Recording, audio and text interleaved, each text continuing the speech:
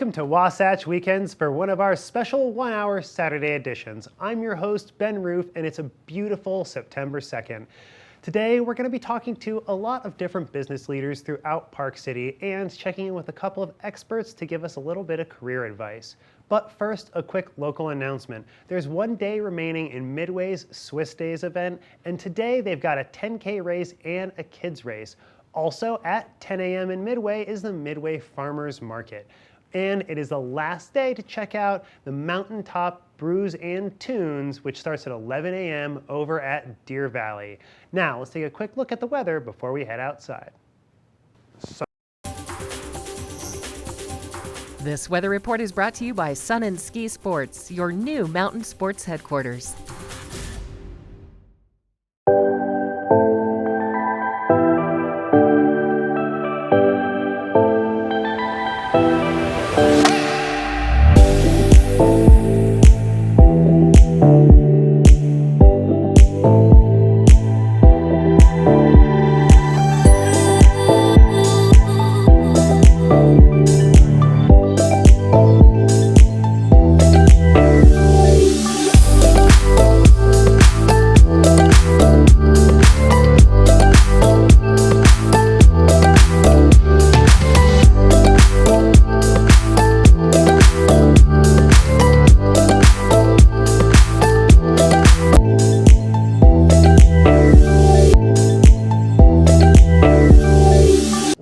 Joined by Bill Humbert, the recruiter guy, who always has some fantastic advice for us on our careers and how to improve if we're on the search or if we're looking for employees. Welcome to the show, Bill.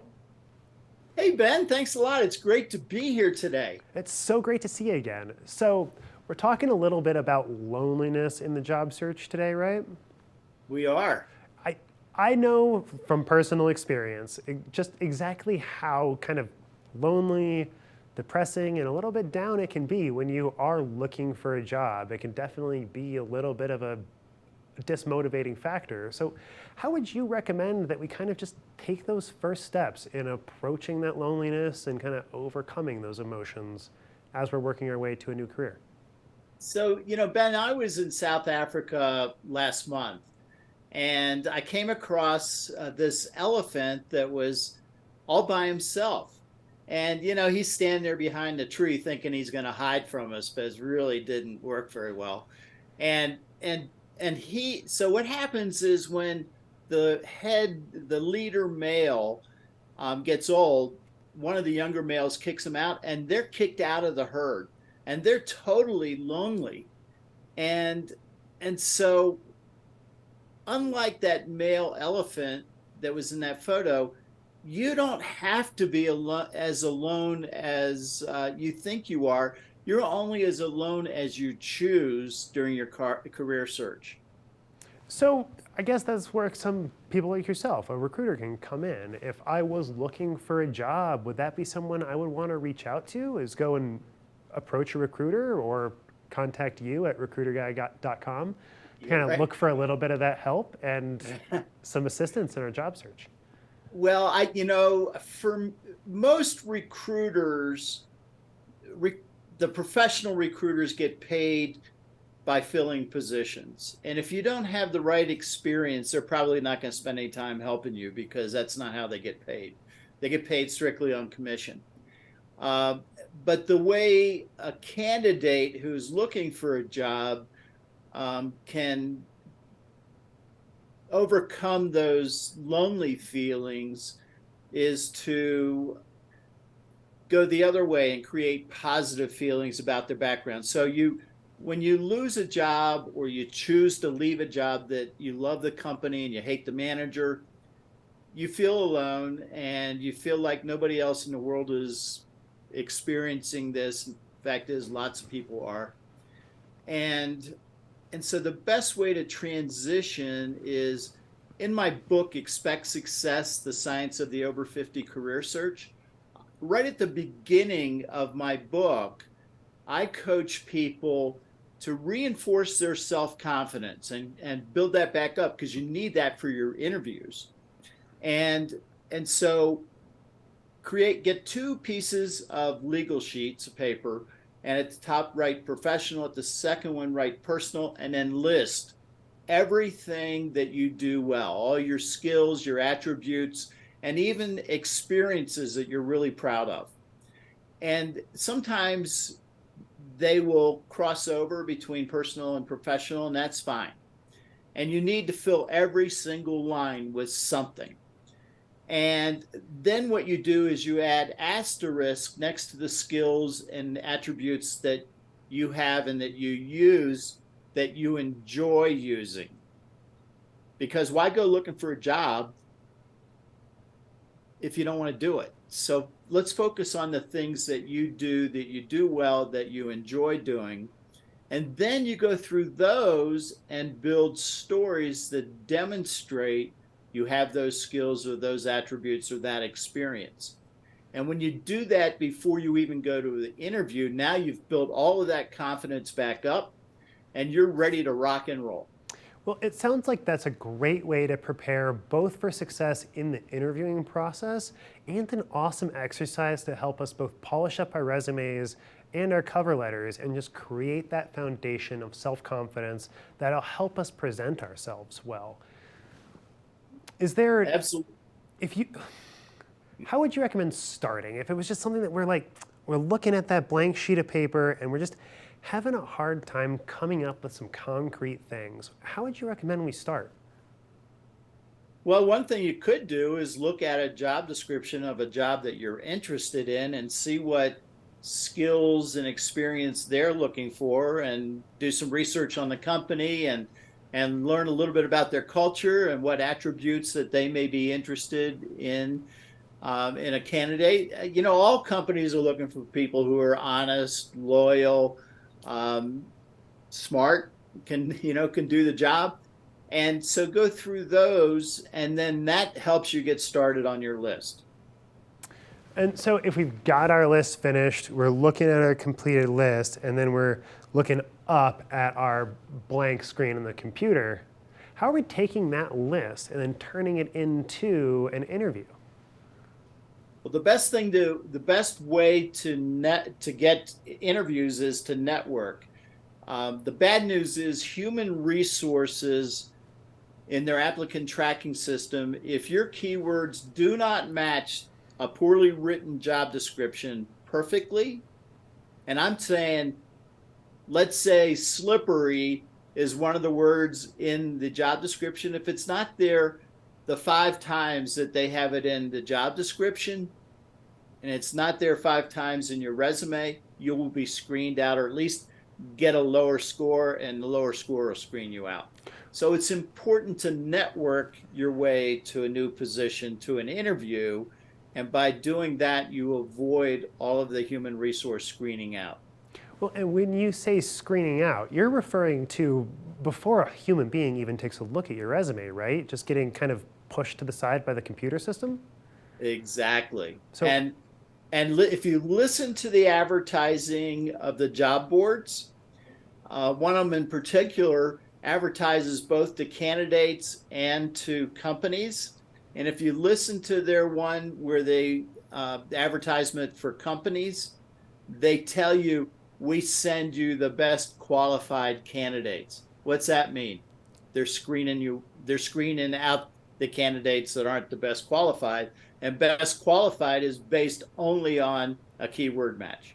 Which that was something that I was taught by our counselors and stuff when I was in college, was a trick they gave us, and I don't know if this is even a real good trick. It always kind of seemed silly to me, was to take all of the keywords from the job description and just put them in a header or a footer on our resume and our cover letter in white.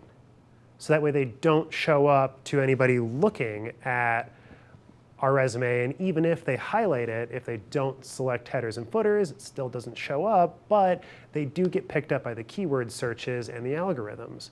Is there any other ways that you would recommend to perhaps better get around that algorithm in the event that, say, we're looking for a job with a company that's not nearby and might make networking a little bit difficult? Say if I wanted to move from Utah out to Chicago, for example?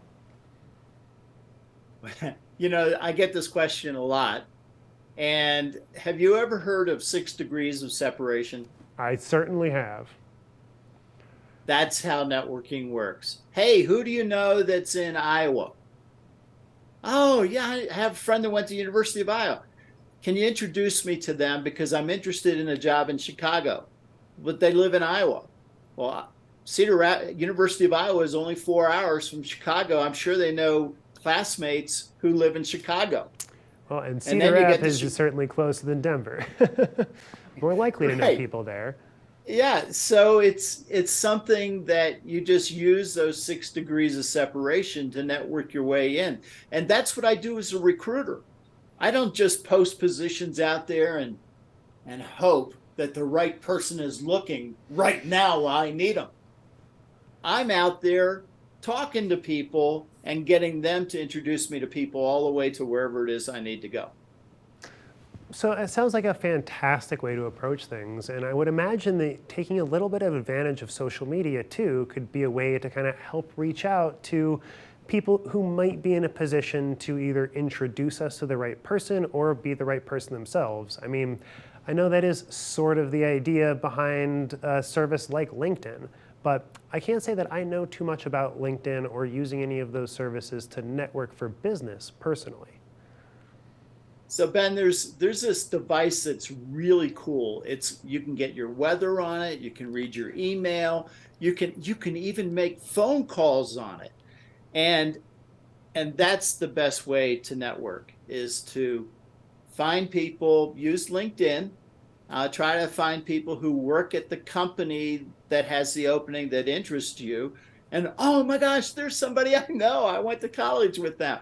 And give them a call and just say, hey, I'm really interested in coming to work. I see you guys have a position that's perfect for what I'm looking for. And can you introduce me to the manager? Now you're totally away from all of that need for worrying about keyword searches. And then that person, especially if they like you, will endorse you with that manager. And then not only that, a lot of companies give referral bonuses, so they'll get paid for introducing you. Well, it seems like it's the best way to go about it, just figuring out who we need to talk to and then just giving them a call if we can get a hold of their phone number. But one last question for you. Do you have an alternative method if, say, the posting says explicitly right at the bottom to only contact them through that job posting and to not reach out to hiring managers through LinkedIn, social media, or the company's website? I love it when I see stuff like that. And I just tell you, go ahead and do it. Let's say the person that you get networked to is a vice president. Is HR going to tell a vice president you can't interview that person because they networked in with you? Yeah, I don't think so. They would not have a long career there. And from the perspective of a professional recruiter, I will tell you something. That some companies do that. I've seen it. And that's really not smart. I was going to say stupid, but that's not smart because the career transition industry, so it used to be called outplacement, the people that help when companies lay off a group of people, they go to these companies for coaching for their people that are laying off. That industry over the last 45 years has created the metrics for how jobs are found. 74 to 76% of all jobs are filled through networking. 8% are filled through posting and hoping. Wow, that's a really incredible statistic and kind of a great way to end things up on, and it definitely mirrors my experience too. I have never in my entire career gotten even a call back from an online job offer or an online posting that I've applied to. Everything that I have ever been, every career I've ever gotten was through networking. But well, exactly, that's the way to go. And besides, it's fun. You reconnect with all these people that you haven't seen for a long time. Well, exactly. So it's a great way to kind of exercise those social muscles and see some real benefits from it at the end. Well, Bill Humbert, thank you so much for joining us. If we need more information, it's recruiterguide.com. That's correct. Awesome. And, if you want to talk to me about your career search, just click on the red button, Speak with Bill. Fantastic. Well, Bill Humbert, the recruiter guy, thank you so much for joining us.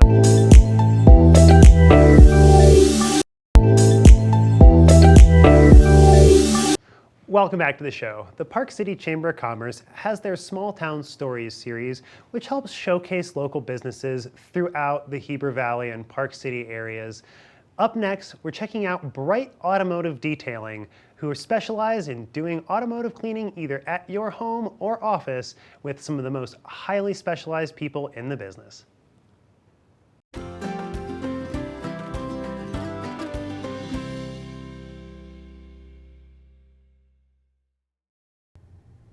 Welcome to Small Town Stories, sponsored by the Park City Chamber. Today we have Darren Couch right here in studio. He's the president of Bright Detailing. Thank you, Darren, for being here today. You're welcome. It's my pleasure. I'm excited to hear more about your small town story, but tell me first about your business. So our business is purely local. We service Park City, Midway, Heber, and what we do is we detail vehicles. So what that means is we take a vehicle and essentially return it to new. We clean it inside and out, take care of the paint, and just make it look and feel as best as it can. When did you start your business? So we started back in May of 2018, and then we've been going full-time since then. And it's evolved quite a bit over time, as all businesses do, but I think it's interesting how much it has actually changed from the very beginning when you started to where you are today. Yeah, so when we first started, we were doing a lot of used car dealership work, which can be kind of like knee deep in a lot of dirt and just stuff. And then over time, we've just evolved more into working with property managers to make sure that their clients always have a clean car and a clean garage when they show up, so they can just hop in, go to Main Street and enjoy their time versus having to deal with a car not starting or a car being dirty. So it's just really moved more into servicing people on a regular basis. And that service, it's really dependent on our great small mountain town. You have the regulars, you have visitors. How do you balance that type of business? So the balance more than anything is just making sure that the people that we do have as clients are always taken care of. We don't take on too much work because then we start to scramble. We really just focus on doing good quality work for the property managers that we work with and the other businesses and people in town that we work with. And do you have enough of a customer base to primarily stay in the Wasatch back? Yeah, so town and just the area in general has grown a lot. So we do service Red Ledges, Midway, Heber, Glen Wild, and just all the surrounding areas to Old Town. And so yeah, it's grown a lot and there's plenty of demand for sure. And what makes your business different from others out there? So our business, like I said, we primarily focus on, we take a limited number of clientele so that they get the best experience possible.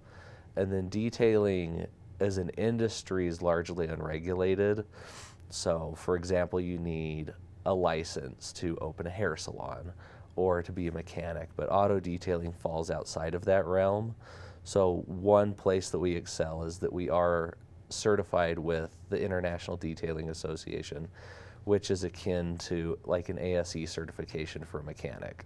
So we've proven that we have the skills and we know what we're doing, and so that's where we differentiate ourselves, is that we do carry those certifications. And as a mobile business, you'll go wherever you're needed, basically. Yep, we service hotels, condos, homes, businesses, literally anywhere. And is it challenging? What are some of your biggest challenges? Weather, or is it other things that kind of make it sometimes difficult? So I think probably the biggest challenge is once we start to get into kind of tighter spaces like parking garages and things like that, we need to bring lighting in and make sure that we can see everything we're doing. And sometimes weather can play a role, but mostly people do have garages with heaters and drains, so we can just pull them inside and work on them in there. What attracted you to this industry to begin with? I kind of did it when I was a kid for the neighbors and kind of always washed my car on weekends, and then I studied business for a while after college, and just one day I just thought, you know what, let's start a business, and this is what it was. And what about Park City? What brought you to this small mountain town way back when you started? So Park City in particular, I moved here in 2012, and it just has always felt like home, and it's just a place that you want to be in, it's a place you want to do business in, and just the community aspect is what I like the most. And you actually have had family in Park City since it began, really. Yeah, so my great-grandpa on my mom's side worked the mines up here back in the day, and so Park City's kind of just always been a part of our family, even if we haven't always lived here. As people talk about how much the town has changed, being here since 2012, I think a lot of people have noticed increase in maybe traffic and building and just more people in general. But when you think about the past 10 years that you've been here, have you noticed any other notable changes? More than anything, I like the influx of people that have come in, just in the sense of they just bring something new to town. And I've noticed that a lot of people that do move here have a strong sense of community already, and they want to be involved in town. They want to support non-for-profits. They want to be involved. And so I've really liked that. But more than anything, what I've noticed is town is as good as it's always been. It's just on a bigger scale. And back when you were deciding where to locate your business and start your efforts, you could have stayed in a big city and maybe felt like you always would have a huge customer base, but you were attracted to a small town. Did you have any reservations about that to begin with? Not necessarily. When we first started, we did cast a bit of a wider net when you are first starting, just to make sure that you're always staying busy and you're always working. But as we've built our client base, Park City just was the best fit for us. It matched what we like. We like the community aspect. We like that there's a very strong local aspect that you support local businesses. And so just off of that, it's been really good. And do you have any advice for someone starting a business, whether it's in Park City or maybe a similar small town? I think the best advice for starting a business is make sure you do everything that you're required to do. Get a license, get insurance, do everything. And then for a small town, just make sure that you're connected, because those connections and those relationships are what matter most and what will not just keep you in business, but help you be a part of the community. So don't cut corners. No. It's not worth it. Not at all. I've heard plenty of stories of things happen, accidents happen, and if you don't have insurance or everything in place, not only are your customers without recourse, but now you're having to pay for it out of pocket. So. And then, of course, connecting. Do you find that word of mouth is some of the best ways to get those customers and keep them and have them? Yeah, so word of mouth is obviously the best. We don't actively advertise. We are members of the Chamber of Commerce, and we have underwritten for the radio station in the past, and we are a Recycle Utah Green business. But word of mouth and quality work done consistently over time just seems to be the best advertising. And how's the best way to find you and get a hold of you?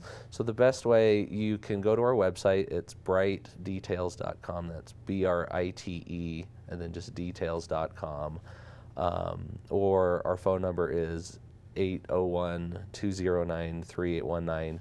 All that information's on the website. And then we're coming out with online booking, so you can just book straight from the website, pay on there, and it's really convenient. We confirm a few days beforehand. But yeah, we're really easy to find, and then you'll see us driving around town, and yeah, so we're here, and we're here to stay.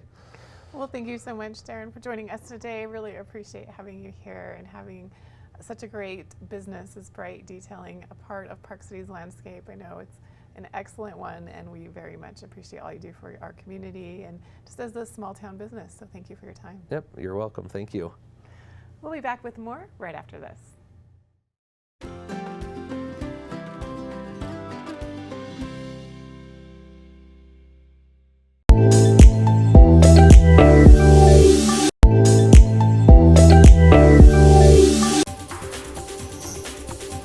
This weather report is brought to you by Sun and Ski Sports, your new mountain sports headquarters.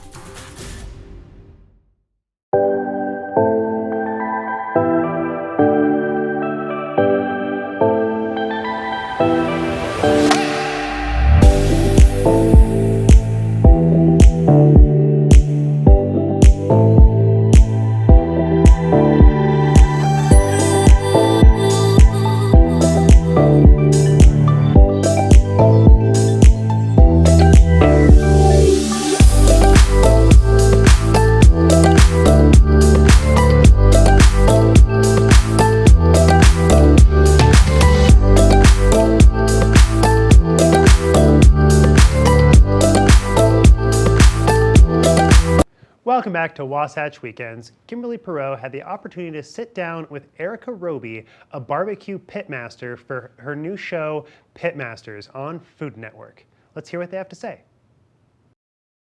Welcome back to the show. Now, it is my absolute favorite time of year. Football, friends, family, tailgating, and so much more, especially when you grew up in a football family. Joining us today is world-renowned pitmaster, leading female pitmaster, as well as the master of Q from the Food Network, Erica Roby. Erica, how are you this morning?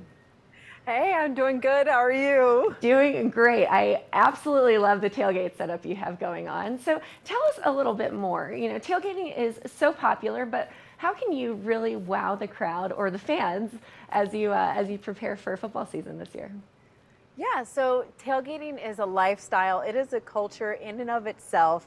And so to stand out, you really have to think outside of the box, but while still being traditional and true to the tailgating spirit. The things that I like to do first is think about what cut of meat you're going to be using. I like to use beef because it is super versatile and you can cook it on so many different heat sources and it will take on different beautiful expressions. So that's one of the ways you can stand out. The next thing, think about where you're tailgating. What are kind of like the famous comfort foods? What is known locally? And then put your own spin on that. So that's one way where you're bringing in the tradition, but you're still expounding on it with your own artistic flair and culinary prowess. The next thing you want to do is whatever you cook, make sure that it is portable, it is flavorful, and it's something that you can share, because the spirit of the tailgate is fellowship with your fellow tailgaters and making sure that you can share that, they can walk around with it, and that it tastes delicious. Well, I agree. I feel like most tailgates are not complete unless you have beef on there, whether it's more than just your traditional hot dogs and hamburgers. So what types of foods are sports fans like most popular to bringing to their tailgates or are requesting? What do you usually see? Yeah, so of course you're always going to have the burger, but now of course it's a craft burger. You're making sure that you are just adding your spin, your flair, your call sign on that burger. One of the things that's trending right now is birria beef street tacos. I'm sure you've seen this a lot. These are hits with the tailgate. I like to cook it on a portable tabletop grill because then everybody can still be around and you can talk while you're cooking. If you don't have this and you're using a traditional grill, just use cast iron. You're going to get the same beautiful, even temperature as your cooking source. And now something that is out of the box, unique, but is definitely a part of my tailgate right now is a smoked shepherd's pie. Like, this is a hit. I have done this a million times. People love it. They're not expecting it. And then on top of that, I use my portable smoker. And so I'm getting wood-fired flavor on that ground beef, on the potatoes, on the cheese, on the veggies, and it is something that is the ultimate comfort food, especially if you're out somewhere cold or it starts getting chilly. This is one of those tailgate dishes that really brings people together. So that's what you're going to be seeing out there on the tailgate trail now. I know, I'm a big fan of the birria street tacos, so I love the idea of a shepherd's pie. Do you have any other unique recipes that you've been working on that you'd like to share with us? Yes. So Some of the things we do, I'm originally from Ohio, so we do a barbecue spaghetti. It's like a chili spaghetti. And I have been working on that, making it into mason jars, getting the ground beef just perfect and seasoned just well, and then going vertical. I like to elevate my dishes so that you're not only getting a beautiful presentation, but you're being able to get a composed bite on every single thing that you're doing. So I've been using cornbread now with it and just doing so many different things to get a beautiful expression of what a barbecue chili could be for a tailgate. I'm very familiar with Skyline Chili, so I love that you're putting your own special twist to it. So where can we go for more information? Yes, for more recipes, tips, and tricks, head on over to beefitswhatsfordinner.com and you can find so many things that'll help you this tailgate season. Erica, you are a delight, and I love all of the suggestions with these unique tailgating recipes, how to really elevate that. Thank you so much for coming on today's show. We appreciate you. Thank you. Absolutely. Now stay tuned. We have a lot more here on this next episode, so we'll be right back after this break.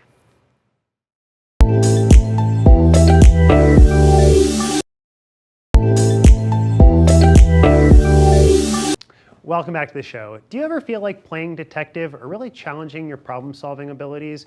Well, the Park City Chamber of Commerce, with their small town stories, went over to check out the escape room Park City. Let's take a look.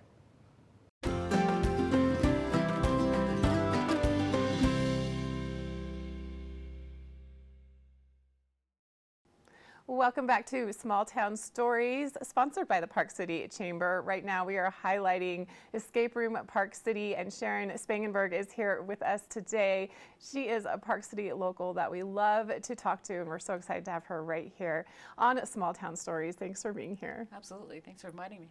Really always love having you here, and you have been a part of Park City, a part of our landscape for many, many years. What initially brought you here? So that's a really good question. I had this weekend where my life fell apart. My boyfriend dumped me. My cat got hit by a car. I lost my job. The worst thing was the cat getting hit by a car, quite honestly. But I was kind of scared of life after that. Do you know what I mean? It was so many traumatic things in one weekend, and I was like, oh my gosh. So about 6 months later, I came here. My sister was living here. I came up here, and I just adored it. There were back then it was a boys club. There were 10 guys to every girl. I went to a party and I was just being fawned over, and I was like, oh, I love this. So I said, you know what? I'm moving up to Park City. There's nothing in California for me anymore, so I'm moving up to Park City. So that's how I got here. Park City was exactly what you needed in that time of your life. I feel like it's always exactly what everyone needs, but what a memorable story for you, and what a tough time. I'm glad that you're able to come here and really change your life. Well, you know what's so amazing about that is that I was able to change my life, and I was kind of you kind of go through that little bit of a trauma time, right? So all I did was work. I had 3 jobs. I just worked. And then my life got back to normal. And then I met the man of my dreams teaching snowboarding, my best friend in the world. And now we have 2 adult children, and we're becoming empty nesters. So it's so crazy. You know what I mean? Like, if all of those traumatic things hadn't have happened, I probably wouldn't be in the situation that I am in today, which is a much happier place. So it's wild the way the world turns around on you like that. It absolutely is. And you came to Park City, started a company for many years, ran that. Yeah, we had Carpet Recycling, and we did that. We started that in 2001. I moved here in 1994. We started that in 2001, and really helped boost recycling in the area, really helped build the programs throughout Wasatch County and Summit County, and even in Salt Lake to some extent. You know, I was on the National Recycling Board, a big part of the Utah boards and things like that, and really grew that program. And so, but then in 2020, we decided that we needed to move on to something else. And so, so we did, and we were able to sell our business in 2020. When you started that business, was Park City the type of town it is now, in that it's very much an eco-friendly, wants everyone to be environmentally conscientious? It's a high priority here. Was it like that then? Oh, no. It was, you know what we competed with? We competed with burning trash. So it was trying to talk people into a service that they didn't understand, for the most part, you know? I mean, of course, in Park City proper, some people did, but there was still a lot of old school thought here. And, you know, why would I pay to throw something away? That just does not make sense. It does not comprehend. and it's kind of interesting from coming from California, where you kind of grow up on this stuff, and then coming here, and my husband's from Europe, which was even more, more so eco-friendly. We just thought, you know what, we could really make this happen. So a big part of our business was education, and it was a blast. I mean, it was great growing the conscientious mind. And the thing that I thought was always the most interesting, especially when you get out into the rural areas, is the farmers are natural recyclers. They're not, what's their saying? Oh, you guys, I'm going to ruin this, but it's use it up or use it till it's gone, and then when it's done, make it into a planter. You know what I mean? Like they are naturally so conservative, and so it was just kind of turning that switch for them. Like, there's a lot of plastics coming into the world now. Now we got to do something with those, So it was actually really fun to get a different perspective on life and be able to get people to start understanding why recycling is what's important. So. And you're a big part of bringing that knowledge to our community. And now other small town resort communities look towards Park City to be able to exemplify what we can do here in gearing towards a zero waste town, to being very conscientious. So I think that's a lot thanks to you. Oh yeah, thank you. It was really, it was a lot of work, but it was a lot of fun. Getting into second graders and getting them to understand why recycling is important, things like that, getting them at a young age to try and get those values, So, so it was a lot of fun. Recycling in a small town is very, very rough. Big towns, it's easy. You've got all the infrastructure in place. Building the infrastructure here was a lot of work, but it was really rewarding. And in the midst of running your own small company, raising a family, you also got very involved in the tourism aspect of Park City and started some more businesses. So then I started Park City Food Tours, and that was kind of like a mental release for me. Do you know what I mean? I just, my mom was sold restaurant supplies when I was a kid. And so when we were kids, we used to have to go out to fine dining.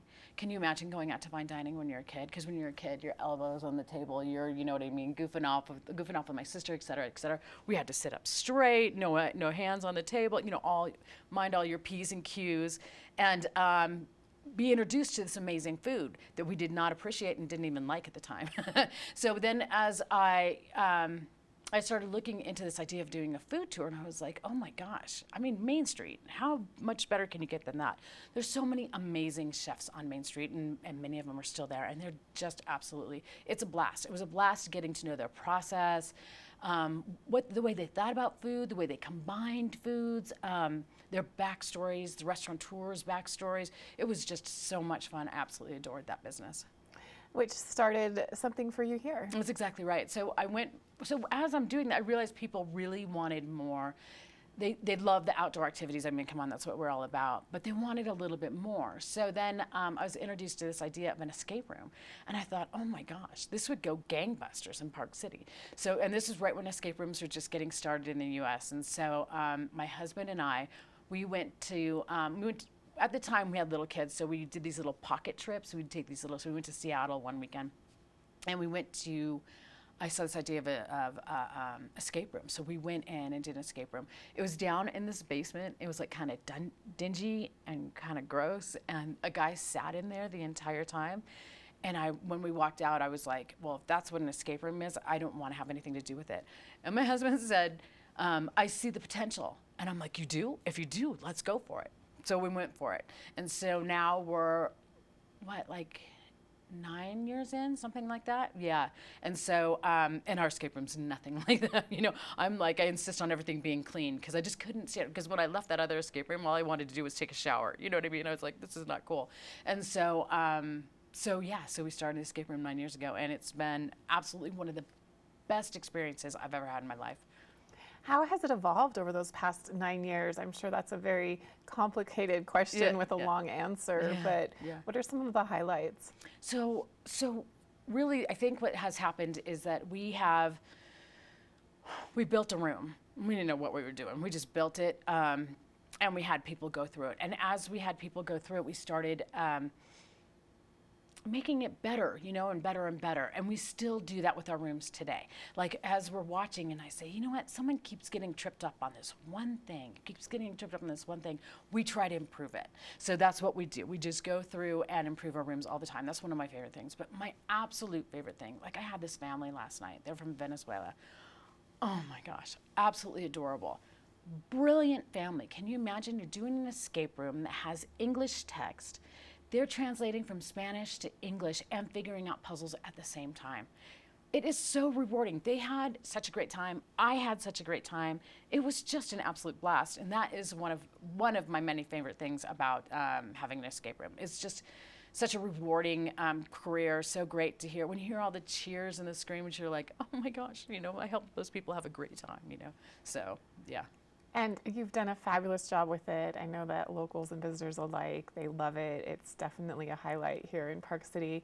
How has the community of Park City, this small town, supported you and your family over multiple businesses over the years? Oh my gosh. So Park City has been such a huge support. I'll go back to recycling. So the city of Park City itself, so supportive. The staff, I still have good friends from Park City from doing the recycling.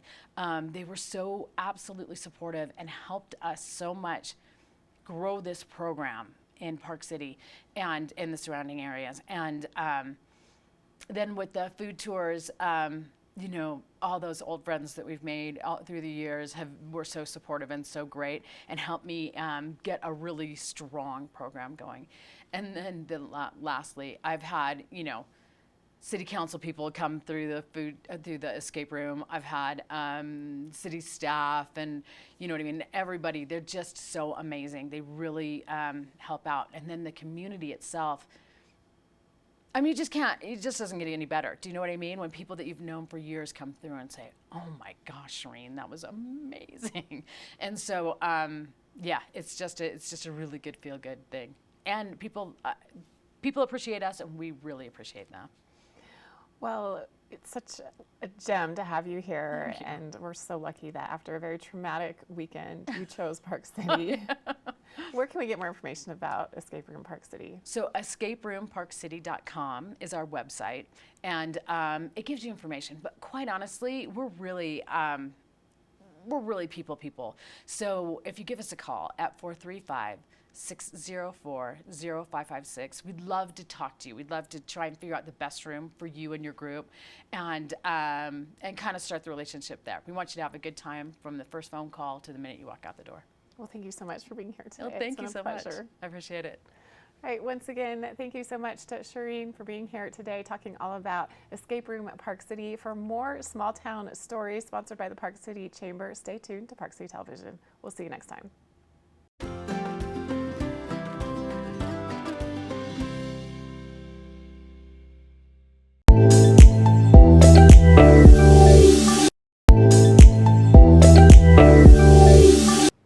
We've got a major national holiday coming up this Monday, which we here in Park City call Miners' Day. So to get us excited for those upcoming festivities, we're going to take a look back at some past Miners' Day celebrations.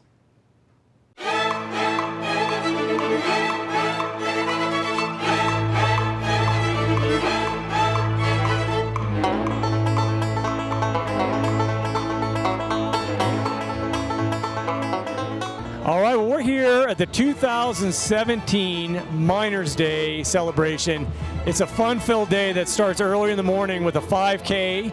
We do pancake breakfast in the park, and then we make our way up here into Main Street where 17,000 people will be in attendance as we release close to 10,000 golf balls down the center of Main Street here. And it's a fundraiser for local nonprofits and charities. Last year, the Park City Rotary Club, which puts the event on, raised close to $65,000 through the various events of the day. And just when we think we've had enough fun with this, we're going to go ahead and have a parade, which is going to come down Main Street and finish over at City Park. And then we're going to start off with kids' games. We've got barbecue, we've got drinks and beverages, live bands.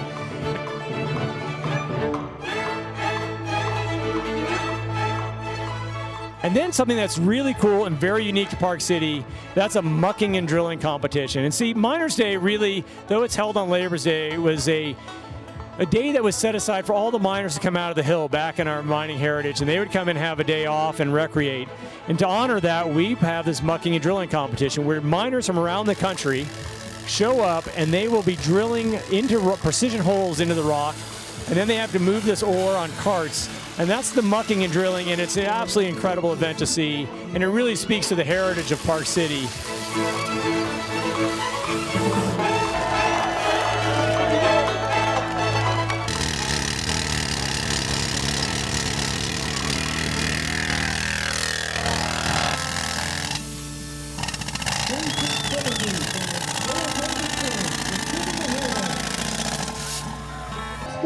Started mining in 1989, haven't done this since 1990, so it's quite a ride. We're wrapping it up here at Miners Day, brought to you by the Park City Rotary Club. What a great day it's been here, all the way from the breakfast at 7 o'clock this morning, the 5K run, the running of the balls, 10,000 balls going down Main Street. A lot of fun in the park, the parade, mucking and drilling. It's Park City's end of summer celebration. You can find out more at parkcityminersday.org. Great to have you all here in City Park. Park City, this is your celebration.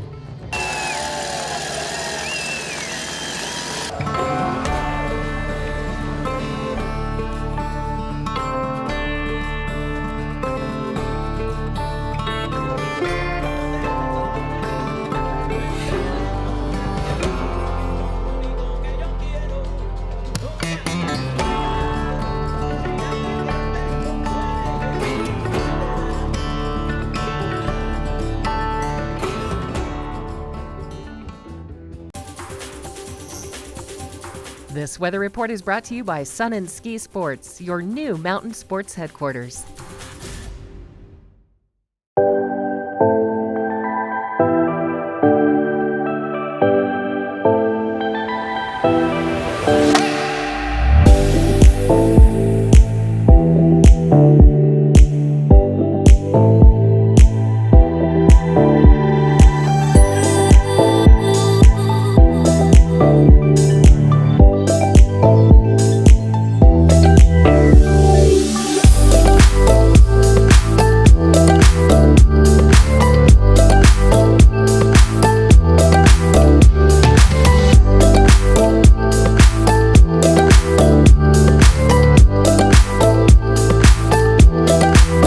Well, that's all the time we have for this 1 hour edition of Wasatch Weekends on Saturday. Don't forget to check us out tomorrow, where we're going to be talking a little bit about the kids. We've got some tips for the kids going back to school and some cool crafts for them to check out. Until then, this is Wasatch Weekends, and I am Ben Roof.